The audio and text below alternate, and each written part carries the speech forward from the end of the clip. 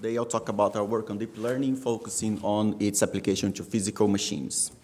First, let's talk a little bit about the vision we shared at TRI. So our goal is to create new technologies that will enable Toyota products to improve quality of life, both for individuals and society as a whole. And it turns out, fortunately, that machine learning is at everything we do at TRI, with many applications across Toyota, from driving to robotics. And to maximize the impact of our research, we focus on the shared foundations that enable machines to learn from experience safely, at scale, and with minimal supervision. And because of that, today I'll focus on our efforts towards minimizing supervision for deep learning. Why is that? As we know, machine learning is all about data. And when dealing with physical platforms, in addition to the usual challenges, there is the question of where does this data come from? We don't have a common shared repository that can be queried and scraped to create infinite amounts of samples. So we don't have a web that we can just download data infinitely. So our data is messy. It comes from physical machines, from robots and vehicles, and there is a real cost when you are generating it, as well as many questions. Should you use real-world data? Should you use simulated data, active or passive sensors, quality over quantity, or vice versa? How about privacy? How can we answer all these questions and still be able to achieve our goals? Taking a step back, our goal is to learn robust ML models that are safe to deploy in the real world on safety-critical physical platforms like cars and home robots. We do not want to deploy those models in such conditions without exhaustive prior training and testing. And they need to be robust, which is defined by the ability to interpolate smoothly within the training distribution.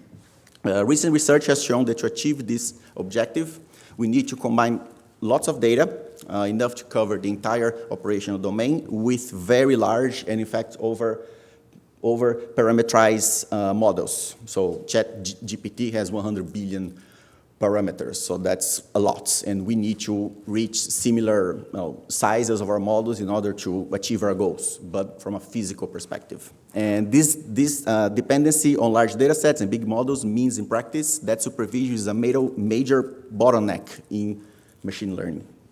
And to supervise a deep neural network, we need to manually label millions of samples. And building such data set can take months, and it costs millions of dollars. And that's for each one of the tasks we're going to be considering. And as a consequence, overcoming the supervision bottleneck can drastically lower the costs of large-scale machine learning. This is why our research focuses instead on self-supervised learning, as well as simulations, auto-labeling, and general representational learning, especially focusing on computer vision. One of our main goals is to unlock the full potential of cameras as the most widely available and cost-effective sensors for a wide range of platforms, including cars, robots, factories, smart cities, and smartphones. So camera is essentially everywhere. Why not use it? We are working on general cross-platform vehicle capabilities, including state-of-the-art deep networks for 3D and semantic perception, and target applications that require scaling robustly and efficiently to very broad domains, such as every home and every road in the world. So we're trying to go big here. So in particular, a common and concerning issue in data collection is imbalance. Frequent events, such as a car driving straight, will make most of our training samples, and important edge cases, such as stopping for a jaywalker in the middle of the night, will be a very tiny fraction that we barely get any samples during training. And just collecting more data is not enough here, because it will just amplify the imbalance that we saw in the first place. Even worse, traditional methods using supervised learning cannot be directly applied to self-supervision, because they require knowledge of the labels to diagnose and treat this imbalance. And long story short, when it comes to self-supervision, by avoiding the cost of manual labeling, we are also losing control over the data quality. And in doing so, we risk all kinds of negative consequences that we are all too familiar with in computer vision. So an important question when it comes to using self-supervised learning in safety-critical applications like autonomous driving or robotics is how robust it is to the various biases that naturally occur in large, unlabeled, and messy data sets. So this question goes beyond the purely technical realm, but we can still try to bring some light to a few of the prevalent technical issues. One positive factor that we have observed, so that is light at the end of the tunnel, is that self-supervised learning tends to be more robust to data setting balance than supervised learning, especially for out-of-domain transfer. And what I mean by out-of-domain transfer is the test distribution or the target task that we actually care about is related, but significantly different than the training ones. So we're trying to enforce a domain shift because we never retrain in the same condition, the exact conditions that we're going to be testing your model. So, that's almost always the case when you are deploying ML systems in the real world. As we see here, the performance gap between balanced and imbalanced training data is much bigger for supervision in red than self-supervision in blue. And this is visible for in-domain generalization on the left, but even more prevalent in the more practical scenario of out-of-domain generalization, which is on the right. So we see improvements in both directions, but self-supervised learning consistently beats supervised learning in this setting. So the question is, where does this observed robustness come from? One of the reasons we have observed is that self-supervision enables the learning of richer features from frequent data that are more transferable to rare data. This was shown in a recent paper by our director, Adrian Gayden, done in collaboration with Stanford, with experiments on simple data sets that showcase much more diverse and robust features in the self-supervised case. And it's things like these theoretical insights that gives us a great source of confidence for us to push self-supervised learning beyond these sandbox settings and more towards more practical tasks for Toyota, like driver assistant safety features or robots that can assist people in their daily tasks at home. So if we're not using labels, what can we use? As it turns out, there are many inductive priors that we have been exploring to improve learning in visual motor systems in general. We call this principle-centric AI, that is not purely model or data-centric. Instead, we focus on what not to learn and identify useful learning principles that can be used as inductive priors to improve not just generalization, but all the important attributes like safety, sample efficiency, and accessibility. For example, a very general type of prior that we can use is invariance or equivariance. This means that transformations of our data should not affect your predictions, or they should transform them in a predictable way. And we can use this as some sort of data augmentation. So transforming your samples to actually increase the size of our training data. If I enforce the right kind of transformations, we can induce some sort of robustness, equivariance in our resulting models. And following this paradigm, we have structured our team around 3 big research challenges that we believe are the bottlenecks towards learning autonomy via principle-centric AI: supervision, representation, and action. In particular, we are working on ways to learn from raw and synthetic data without supervision across platforms, tasks, and environments to act safely around and with humans.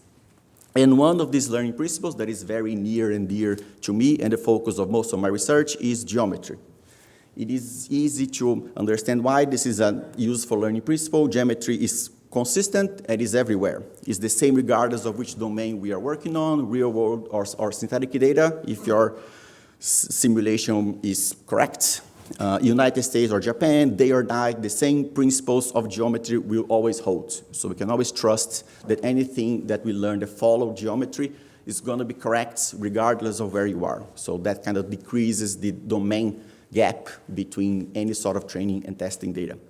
And even better, we have literally centuries of knowledge on geometry for computer vision to build upon. Our goal now becomes, how can we leverage those geometric principles and use them to guide deep learning in a useful way? Should these principles be used on an architectural level, loss level, data level? How can we inject those priors into our model? And the task I chose as the starting point for this journey towards geometric principles for deep learning is, of course, monocular depth estimation. As I said before, our goal is to enable cheap and robust perception from cameras, and depth estimation is a fundamental challenge in driving and robotics, where agents have to interact with the 3D worlds, but only perceive it in 2D via cameras. So having the ability to transform any camera into a range sensor is highly valuable. And that's what we're trying to do here. So we go from one image through a deep network, and out comes a depth map that gives you a distance for each pixel of your image. So we essentially know how far things are from your sensor, from your agents. And within the broader field of monocular depth estimation, we are mostly interested in self-supervision, or learning without labels, as I said before. So one thing to keep in mind here is that what I mean is not the standard self-supervision that I was talking about before and that most people are familiar with, like contrastive learning or mask autoencoders. So these methods come up with a way to transform input data in a way that the output remains the same. So if you take a dog and you translate the dog, rotate the dog, that's still a dog. So, and by learning under these assumptions, we can learn useful patterns without labels, because we know that this is a dog, but we can rotate it, with focus on pre-training for downstream tasks. So this is the standard self-supervised learning. But if you have videos, they're not truly raw data. There is a hidden label here, which is geometry. We can use these geometric principles as a proxy supervision for certain tasks and frame the optimization problem in such a way that these tasks are learned as a side product of simply following classic geometry rules.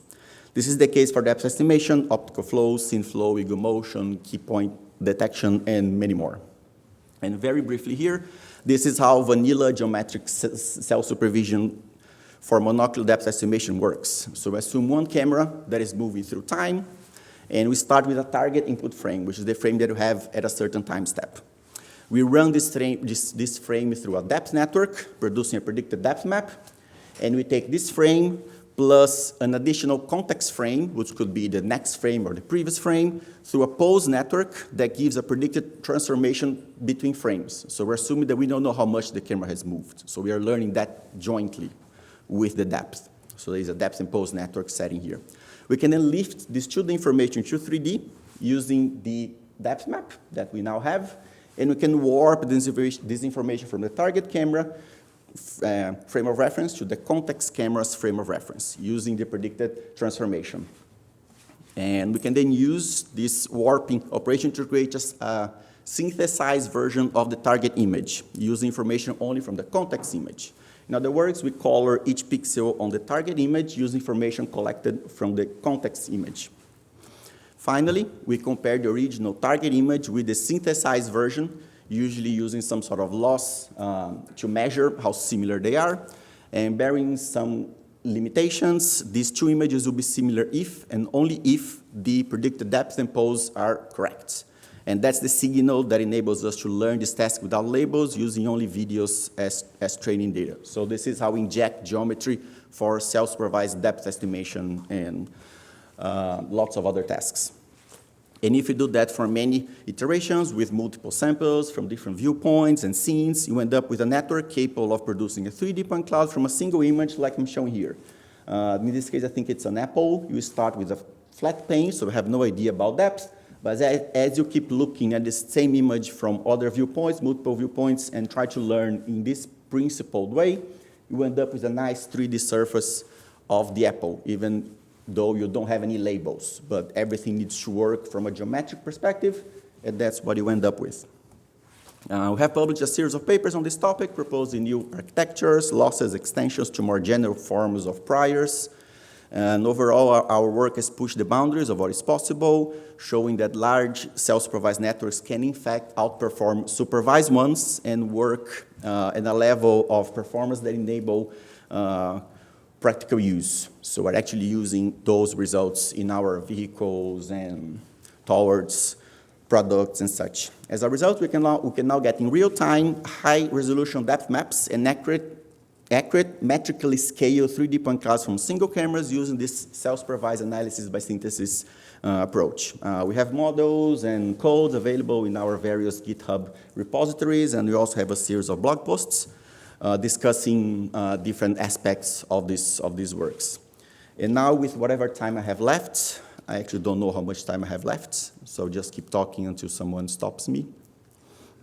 Just keep talking. With whatever time I have left, I would like to discuss in a little bit more detail some of these extensions. So they were designed to ease, to facilitate the use of these works in real-world settings. So it's not all like sunshine and rainbows here. There are lots of challenges that make it really, really hard for this to be applied in real-world settings. So that's what we've been working on, addressing some of the limitations of self-supervised learning. The first one, I think, was published in ICRA last year. So it's called Full Surround Model Depth, or FSM, and it augments the self-supervised loss, as I mentioned earlier, to include spatial temporal constraints. Instead of considering only one single camera moving through time, we also leverage different cameras in the same time step. And beyond that, we also consider different cameras in different time steps. So we are not restraining ourselves either in the spatial context by just assuming multiple cameras in the same rig, and not in the temporal context by assuming one single camera, but everything together. And it's easy to see how that leads to more overlap between viewpoints. And we show that if used properly, this can produce large improvements in monocular depth estimation while still operating in the self-supervised setting. It also leads to better cross-camera point cloud alignment, and I show here. So if you consider only temporal constraints, point clouds are consistent on a per-camera basis. And we will misalign if we put everything together, because each one is trained independently. You see that on top. With spatial and temporal constraints, these point clouds will fuse seamlessly and generate a consistent 360-degree reconstruction of the environment. So now everything kind of works together much nicely. So we can combine these point clouds in a much better way. And finally, because we have cross-camera extrinsics, we can get metric models for free. So everything is going to be up to scale. So you know how many meters you are from the camera, which is something that's not trivial to achieve in the self-supervised learning setting. Here is an example of our model working our own data collected by our vehicles in real-world scenarios by driving through the roads. We take images from 6 cameras and generate point clouds that can be combined for full surround perception, perhaps as a complement or a substitute to the LiDAR point cloud. So that's what we call pseudo-LiDAR point clouds, because we're trying to mimic LiDAR without the LiDAR, which is a much cheaper approach. The second work? Okay. So I'll probably skip this work here and go for the next one, which I think is more interesting. And the last work I'll briefly discuss today involves self-calibration. I said a lot about how we can learn from unlabeled videos, but there is an actual hidden label in all these things that I've been talking about with the camera geometry. So you need to know if your camera is a pinhole camera, a fisheye camera, and you need to be able to know the intrinsics of your camera in order to warp information. Without that, you cannot use this pipeline for self-supervised learning. So our solution is to also learn jointly your camera model together with depth and ego motion. So we have this unified camera model that can model the standard pinhole, but also goes beyond that and can model fisheye cameras, cat-edge optic cameras, without actually any prior knowledge of what this camera is. So now we can truly operate on raw video sequences, and we can learn and we can self-calibrate our camera and use that to achieve like sub-pixel error compared to standard like target-based checkerboard pattern waving methods. And that allows us to achieve this interesting model depth in the wide scenarios. So now we can massively increase the amount of data we can use to train our networks, because now we can truly leverage raw video sequences from YouTube or whatever we can get our hands on.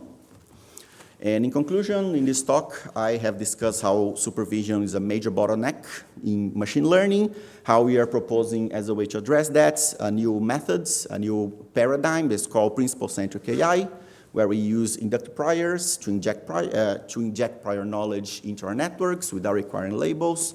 And one of these learning principles that we've been using for a while, and we're quite happy with it so far, is geometry. And in particular, monocular depth estimation as a very useful task that enables our self-supervised learning way of thinking.